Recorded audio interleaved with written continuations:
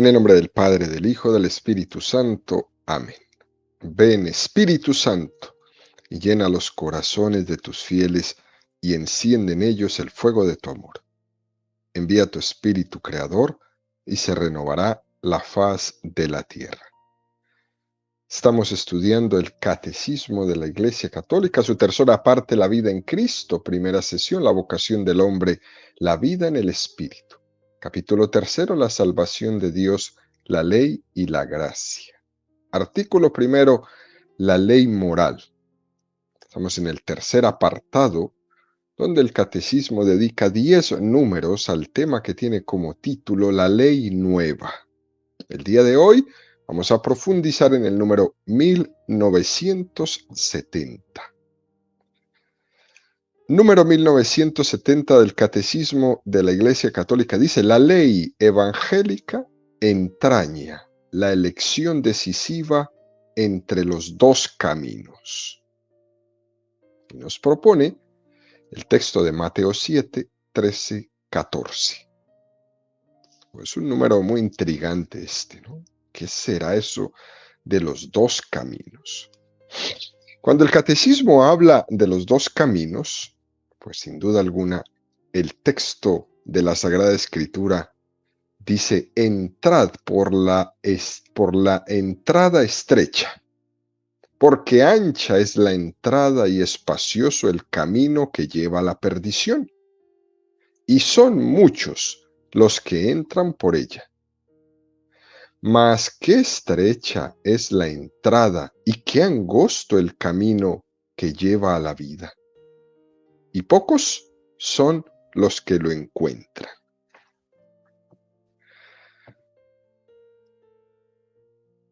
Jesús,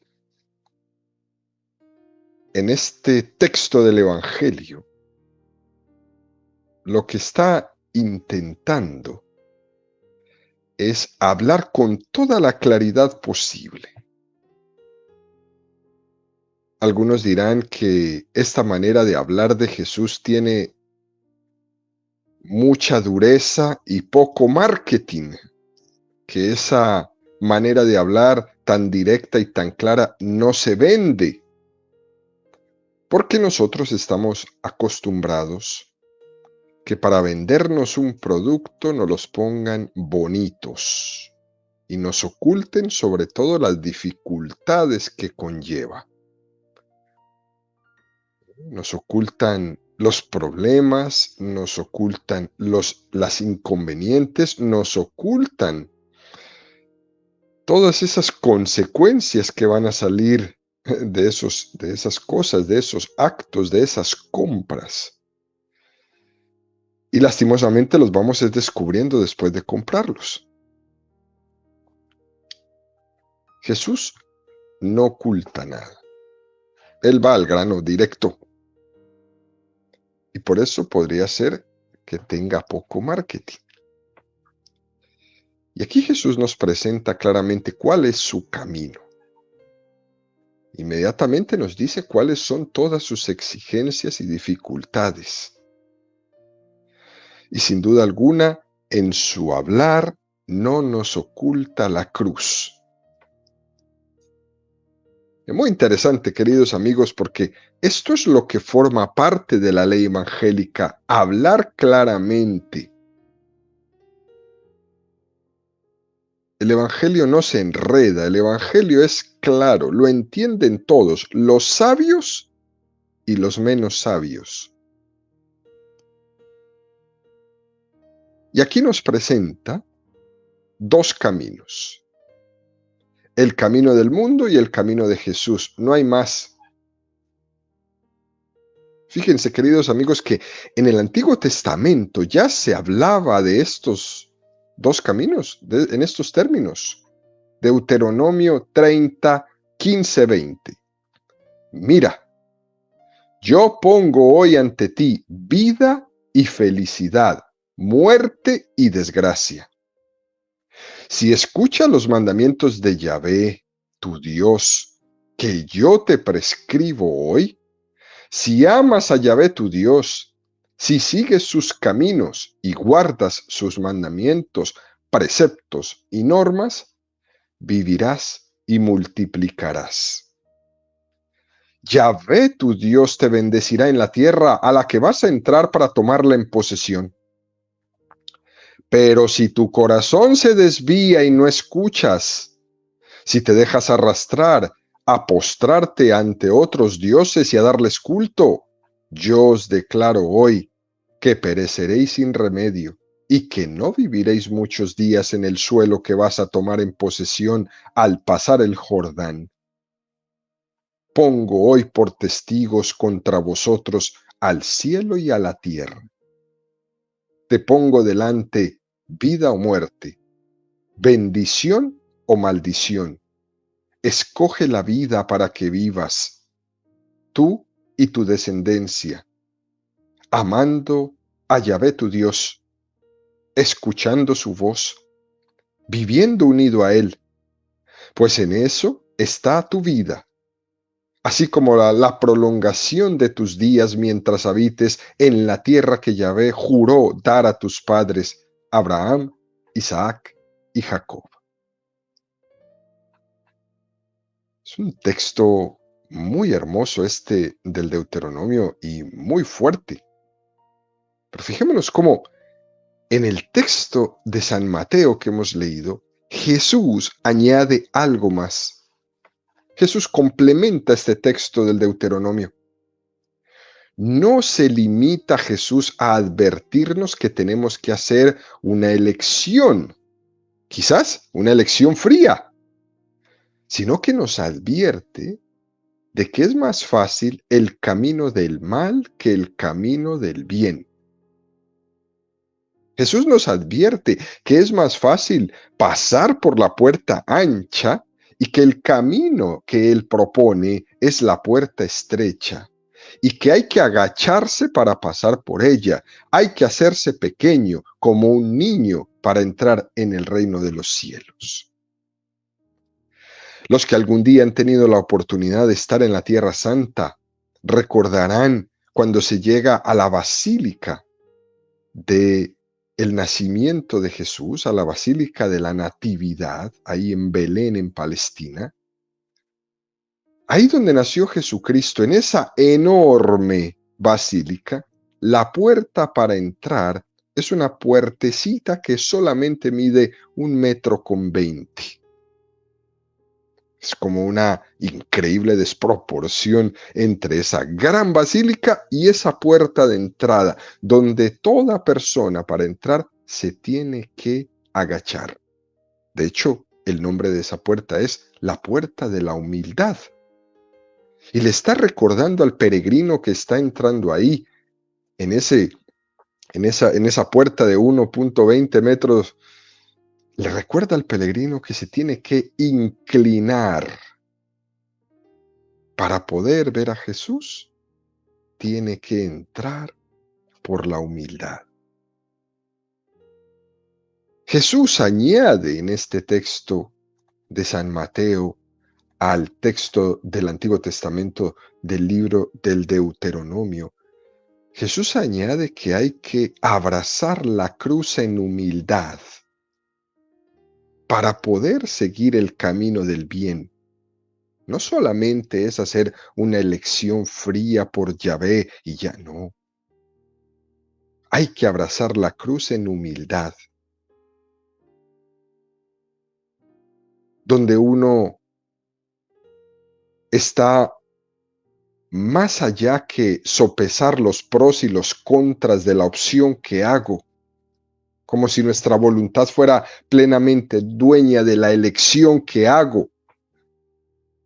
Jesús nos advierte de que nuestra voluntad está esclava y por eso es más costoso elegir un camino que el otro, porque nuestra voluntad está herida por el pecado. Y es por eso que necesitamos abrazarnos a la cruz de Cristo. Porque nuestra voluntad está en juego al elegir el buen camino. Quien no se abraza a la cruz de Cristo en humildad irá por la puerta ancha.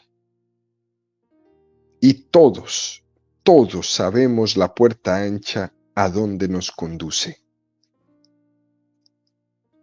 Por eso, queridos amigos, es muy peligrosa esta pedagogía que se usa hoy día, donde se niega, por ejemplo, se niega el pecado, hoy día. Hoy se niega la existencia del demonio. Hoy se niega la existencia de la condenación eterna. Hoy se niega el infierno. Y hoy se ensalza lo espontáneo, ¿no? Que cada uno elija espontáneamente según su apetencia, según sus gustos, según sus deseos. Y ahí vamos. Esa pedagogía de que cada uno haga lo que le da la gana es muy peligrosa. Es la puerta ancha. Y vuelvo y repito, está clarísimamente dicho por Jesús a dónde lleva la puerta ancha. Hoy es bueno preguntarse, ¿será que yo estoy caminando por la puerta ancha?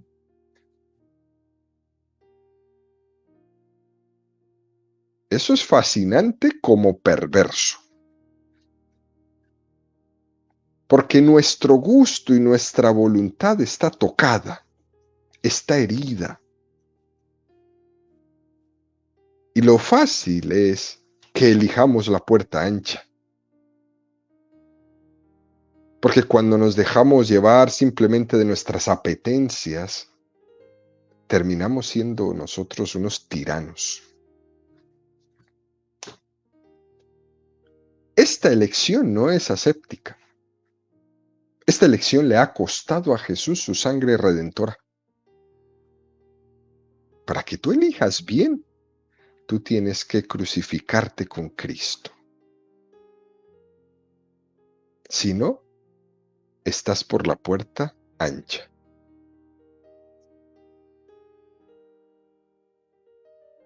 La ley del menor esfuerzo, la ley de la pereza, la ley del que todo me lo hagan y que todo me lo den, no lleva a la salvación.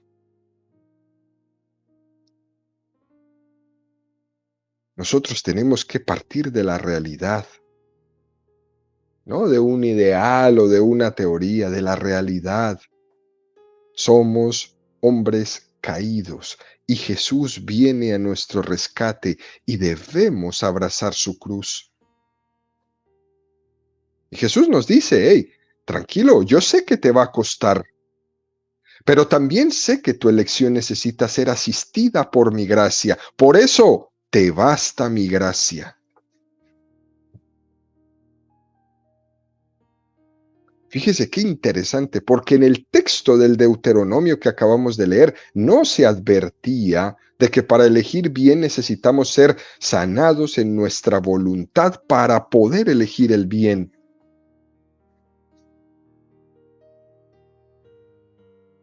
Por eso el catecismo aquí vuelve y nos dice, la ley evangélica entraña también la práctica de las palabras del Señor. Mateo 7, 21, 27. No todo el que diga, Señor, Señor, entrará en el reino de los cielos, sino el que haga la voluntad de mi Padre Celestial. Muchos me dirán aquel día, Señor, Señor, ¿no profetizamos en tu nombre y en tu nombre expulsamos demonios y en tu nombre hicimos muchos milagros? Y entonces les declararé, jamás os conocí, apartaos de mí, agentes de iniquidad. Así pues, todo el que oiga estas palabras mías y las ponga en práctica, será como el hombre prudente que edificó su casa sobre la roca. Cayó la lluvia, vinieron los torrentes, soplaron los vientos y embistieron contra aquella casa, pero ella no cayó porque estaba cimentada sobre roca. Y todo el que oiga estas palabras mías y no las ponga en práctica, será como el hombre insensato que edificó su casa sobre arena. Cayó la lluvia, vinieron los torrentes, soplaron los vientos, irrumpieron contra aquella casa y cayó, y se fue, y esa fue su gran ruina. Hay una clave en este texto muy hermosa para vivir la ley del Nuevo Testamento, y es no ser teóricos simplemente, sino poner en práctica en nuestra vida los consejos de Jesús. Hay muchos que dicen por ahí que se van a salvar porque ya aceptaron a Jesús. Cuidado con eso. No todo el que diga Señor, Señor, entrará en el reino de los cielos. Cuidado con eso. Se escucha por ahí en el mundo protestante. Yo ya estoy salvo porque yo ya acepté a Jesús. Cuidado. No todo el que diga Señor, Señor, entrará en el reino de los cielos. Ni siquiera todos esos que van por ahí profetizándole a la gente no sé cuántas cosas en nombre de Jesús. Cuidado con todos esos profetas. O con todos esos por ahí que van expulsándole a la gente los demonios en nombre de Jesús y que hacen milagros también. Cuidado con todos esos. No todo el que diga Señor, Señor entrará en el reino de Dios. ¿Quién entrará en el reino de Dios? El que cumpla su voluntad. El que cumpla su voluntad. Jesús insiste mucho en esto, en que su ley consiste en traducir todos los dones que nos ha dado en la vida de cada día. A los que predican en su predicación. Porque es que tenemos el riesgo de ser completamente teóricos cuando predicamos la palabra de Dios. Los que se dicen ser teólogos quizás se quedan en las discusiones morales. Y frente a todo eso, Jesús nos propone un ideal de unidad de vida. No una doble moral donde pienso de una manera y luego vivo y actúo de otra. Hasta el mismo punto que Jesús nos dice que no solo es necesario obrar, sino también pensar bien. Se os ha dicho, no matarás, pero yo os digo que si en tu interior estás odiando, ya estás matando. Jesús da un paso más. No solo es necesario obrar, sino también pensar bien. La unidad de vida que me enseña y me predica Jesús. Por tanto, tiene dos niveles muy interesantes. El primero es el de conjugar mis pensamientos y mis obras, y el segundo es el conjugar la teoría y la práctica. Cosa tan interesante, porque la teoría nos la sabemos todos.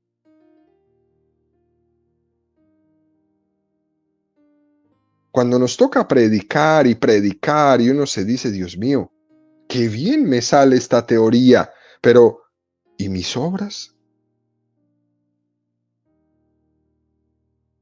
Cuando corregimos a nuestros hijos somos muy buenos corrigiendo en la teoría, pero ¿y mis obras? Por eso es que es tan propio del católico ese binomio que defendemos todo el tiempo entre fe y obras, que le falta tanto al protestante. Así como dice la carta de Santiago, muéstrame tu fe sin obras, que yo por mis obras te mostraré mi fe. Y de la misma forma que un hombre necesita para andar las dos piernas, también la vida cristiana necesita estos dos aspectos, fe y obras. Bájese de la teoría, querido pastor, bájese de la teoría y muéstreme las escuelas, y muéstreme los hospitales, y muéstreme los asilos, y muéstreme las obras. Muéstreme las obras de caridad donde usted expresa su fe, muéstremelas. No solamente me hable y me predique y me diga y palabra tras palabra, muéstreme esa palabra en la obra. ¿A cuánta gente le estás quitando el hambre? ¿A cuántos niños de la calle estás llevando a un lugar seguro? ¿A cuántas viudas están atendiendo? ¿A cuántos marginados? ¿A cuántos inmigrantes en la calle? ¿A cuántos presos están visitando? ¿A cuántas mujeres se les está ayudando para que no aborten a sus bebés? ¿Y a cuántas que han cometido el aborto se les está ayudando en la psicología para que puedan afrontar eso que nunca les dijeron? Las consecuencias que nunca les dijeron.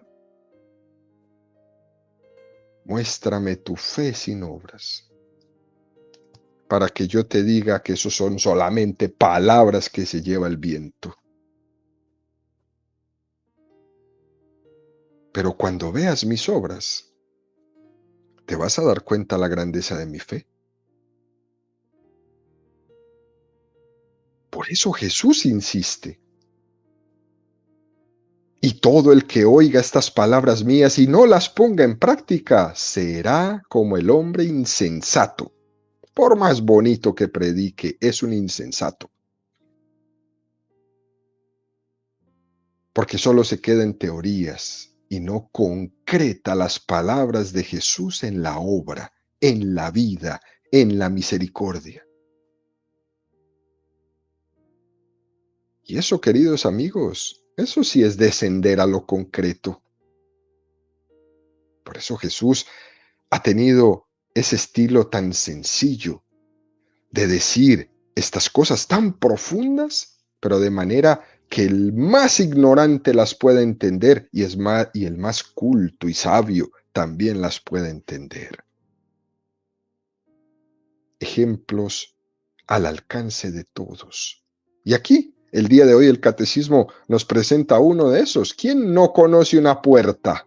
¿Quién no la conoce? ¿Y quién no conoce una puerta grande? ¿Y quién no conoce una puerta chica? Ahí está. Jesús lo hace así porque a él lo que le interesa es la práctica. La práctica. No solo la teoría.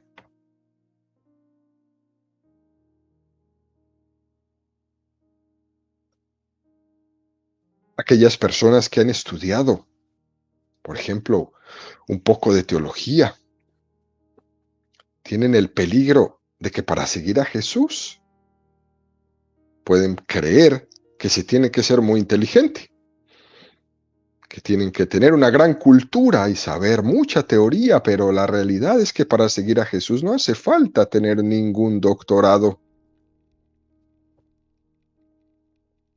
La Iglesia nos ha enseñado muchas veces que las grandes teologías que se pueden expresar son las de la forma más sencilla, en tono de catecismo.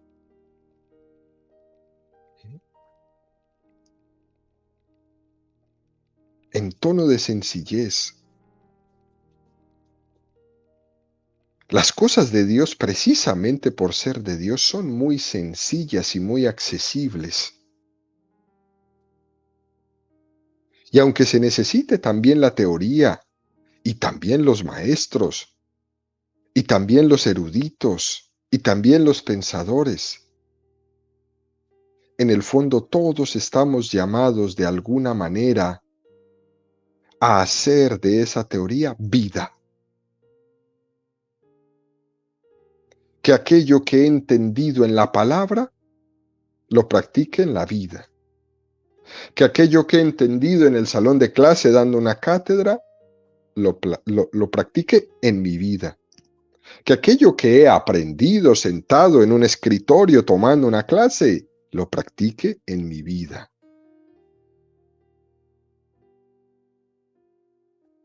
Para que aquello que sé no esté en discordancia con mi obrar. Y tenemos que pedirle a Dios todos los días ese don, que mi vida sea integrada entre aquello que creo y aquello que obro, entre aquello que sé y aquello que obro, entre aquello que he estudiado y aquello que obro. Que mi vida sea una unidad entre aquello que creo y aquello que obro. Y el catecismo nos propone una regla de oro sacada del Evangelio. Todo cuanto queráis que os hagan los hombres, hacedlo también vosotros, porque está ahí escrito en la ley y en los profetas. Esa es la regla de oro.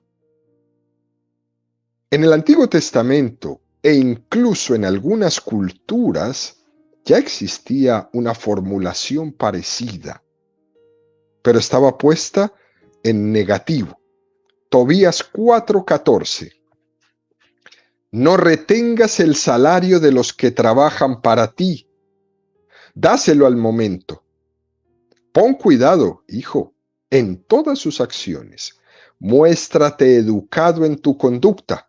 No hagas a nadie lo que no quieras que te hagan a ti.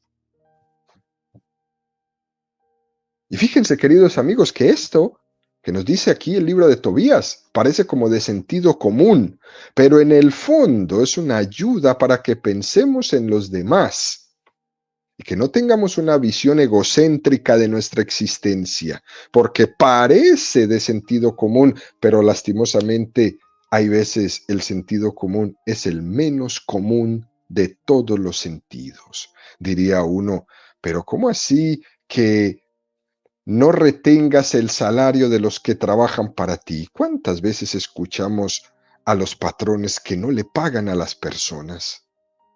¿Cuántas historias conocemos de los migrantes que van y hacen trabajos arduos por días, por semanas, por meses y al final no les pagan?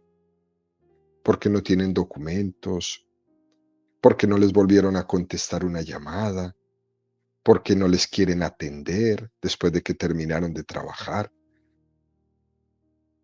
No retengas el salario de los que trabajan para ti, dáselo al momento. Eso parece lo lógico, pero en la realidad es totalmente distinta.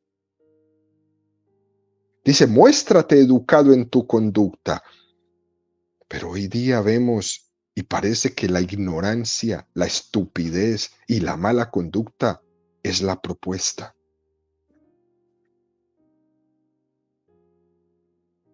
Hoy parece que la educación es presentarse como el más estúpido enfrente de todos. Dice Tobías, muéstrate educado en tu conducta. Parece de sentido común, pero no lo aplicamos.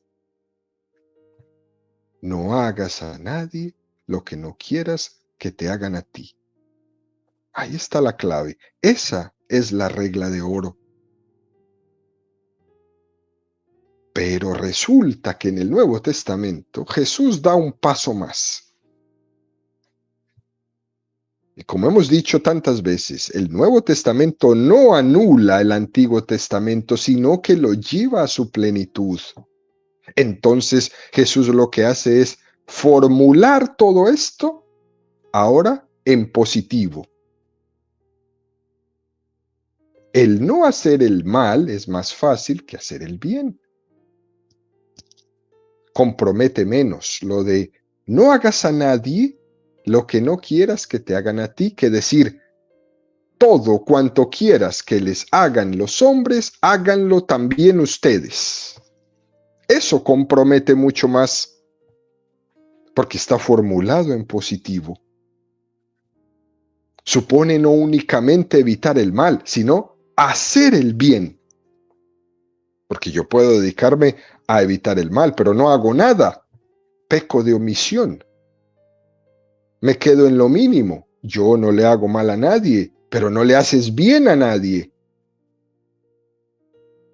Jesús viene a promover un positivismo de una moral del amor.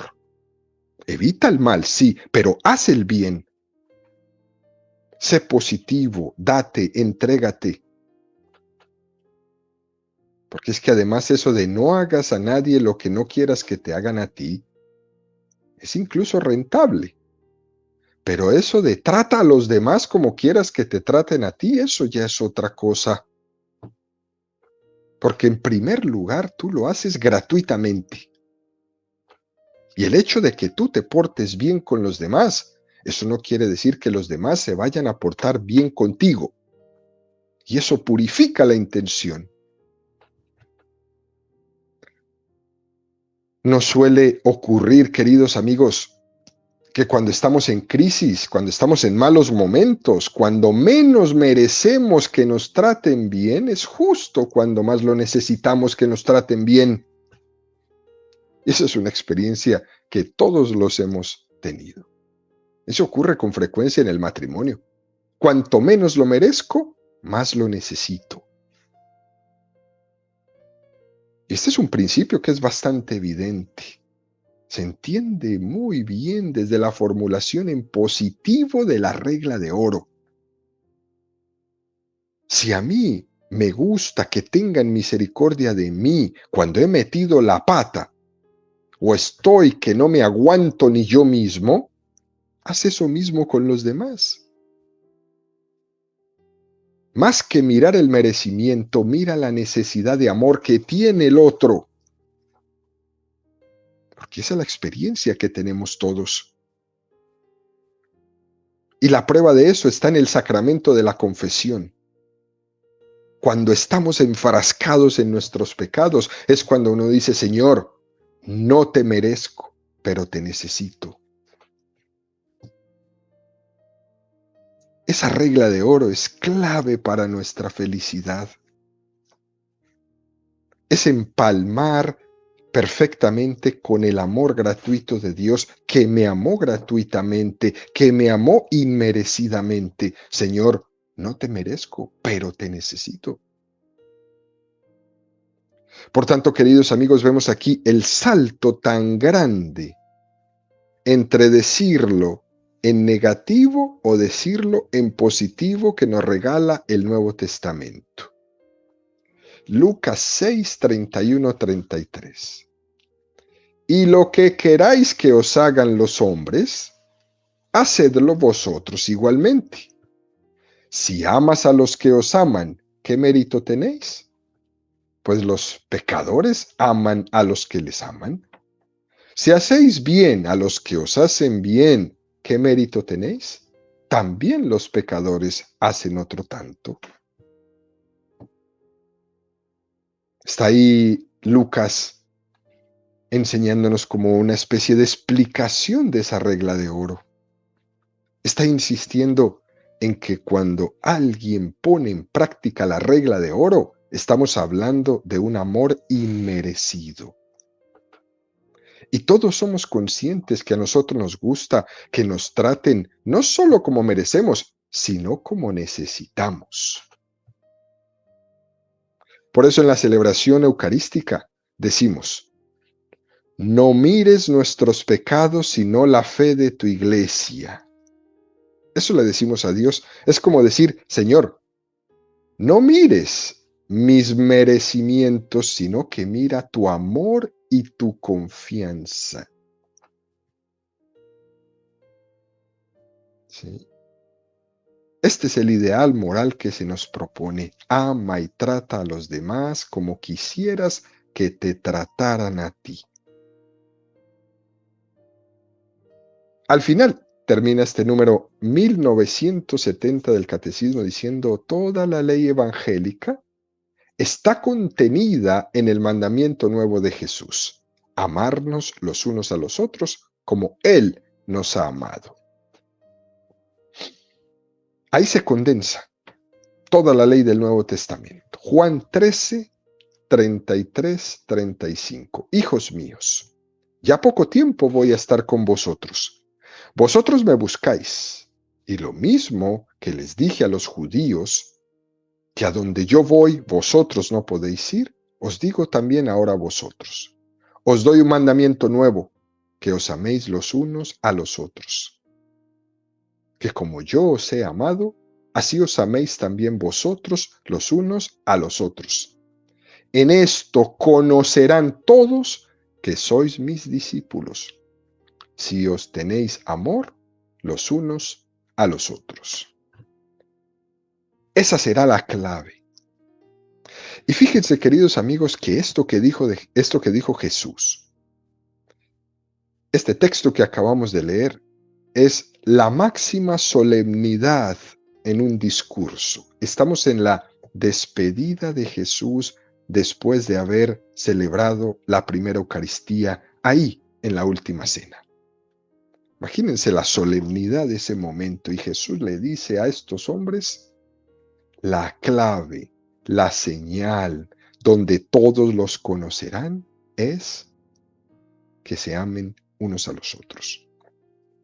Por eso esa expresión tan hermosa que se escuchaba en los primeros cristianos. ¿Quiénes son cristianos aquí? ¿Cómo los vamos a reconocer? Se preguntaban los romanos. Y la respuesta era muy sencilla. Miren cómo se aman y ahí se darán cuenta. Aprécenlos. Mire cómo se tratan y ahí se darán cuenta que son cristianos. Aprécenlos. Miren cómo hablan bien de todos. Ahí se darán cuenta que son cristianos. Aprécenlos. Mire cómo son capaces de dejar que otra persona se siente en la silla, una persona más adulta. Mira cómo son capaces de abrirle la puerta a un adulto cuando va a pasar. Mira, es un cristiano. Mira que no son capaces de contestarle a sus padres con groserías, menos de alzarles la mano, menos de pegarles. Son cristianos. Son católicos. Mira que se arrodillan ante Dios. Ahí está la clave. ¿Cómo lo reconocemos? Solo mira cómo se tratan y ahí te darás cuenta. Ya esto se decía incluso en el Antiguo Testamento, esto de amarnos unos a los otros. Levítico 19:18. No te vengarás ni guardarás rencor contra los hijos de tu pueblo. Amarás a tu prójimo como a ti mismo. Yo Yahvé. Ya se decía eso. Pero sin duda alguna hay una gran diferencia con el Nuevo Testamento. Y es por eso que Jesús lo llama nuevo mandamiento. Y es ese como yo os he amado. Yo soy el que te doy el ejemplo. Uno de los motivos por los que en esta cultura actual no amamos al prójimo como deberíamos de amarle es porque nosotros no nos queremos a nosotros mismos. Cuando una persona no se quiere a sí misma y se mete en malos caminos por sendas donde pierde su dignidad, cuando alguien está encarnando en ese hijo pródigo toda su vida, que se marchó de la casa del padre viviendo perdidamente y demostró de esa manera que no se quería a sí mismo. Ahí cuando vemos eso nos quedamos perplejos. Y si un joven es capaz de pedirle la fortuna de su papá e írsela a gastar, pues podemos entender cosas también como la violencia doméstica que vemos hoy día, familias enteras golpeándose enfrente de todos, policías llegando a la casa ahí a llevarse preso a la mamá, a llevarse preso al papá, a llevarse preso a un hijo. ¿Qué pasa? ¿Cómo es posible que el marido maltrate a su mujer o que la mujer maltrate a su marido o que se pongan a los golpes con sus hijos? Entre otras cosas, ¿no? Pero si una persona no se ama a sí misma, ¿cómo se le va a pedir que ame a otra? No le sale. Esto es importante. ¿Cómo es posible que una madre rechace al hijo de sus entrañas? Si no se ama a sí mismo, lo va a hacer. Incluso lo dice el profeta Isaías. ¿Es que puede acaso una madre olvidarse del hijo de sus entrañas? Sí. Por desgracia estamos viviendo eso hoy. Cuando uno no se ama a sí mismo, cuando uno no se estima a sí mismo, cuando alguien no aprecia el don que es la vida que Dios le ha dado, entonces se puede olvidar de su hijo, de sus entrañas, y tratarlo como un pedazo de carne. Es muy importante, queridos amigos, esto que Jesús ha llegado a decir. Amaos como yo os he amado. Porque con esa expresión Jesús ha venido a enseñar a querernos. Ha venido a revelarnos cuál es nuestra dignidad, para que nos queramos a nosotros mismos, porque mi vida es un regalo de Dios. Nosotros podemos ver en este mundo cómo tantísima gente vive en esa contradicción. Cuando estamos en público somos altaneros, somos orgullosos, somos yo, pero cuando estamos a solas se vienen abajo, se autodesprecian, se sienten nada. El modelo del amor al prójimo es el amor de Jesús. Y la manera como Jesús amó a su prójimo fue entregando su vida incondicionalmente por nosotros, más allá de nuestros merecimientos, es decir, por amor. ¿Qué dignidad ve Jesús en mí para haber hecho eso? Toda. Por tanto, ¿cómo yo tengo que ver a mi hermano como Jesús me vio a mí? Y entonces, ¿cómo no amarlo? Por tanto, mi referente para amar a mi hermano es el amor de Dios hacia mí. Dice por ahí un refrán muy famoso: el que no está en paz consigo mismo está en guerra con su vecino. O dicho de otra forma, ¿no? Quien no se ama a sí mismo no puede amar a los demás. Por eso, en conclusión, queridos amigos, Jesús viene a enseñarnos el camino concreto para querernos. Amaos los unos a los otros como yo os he amado.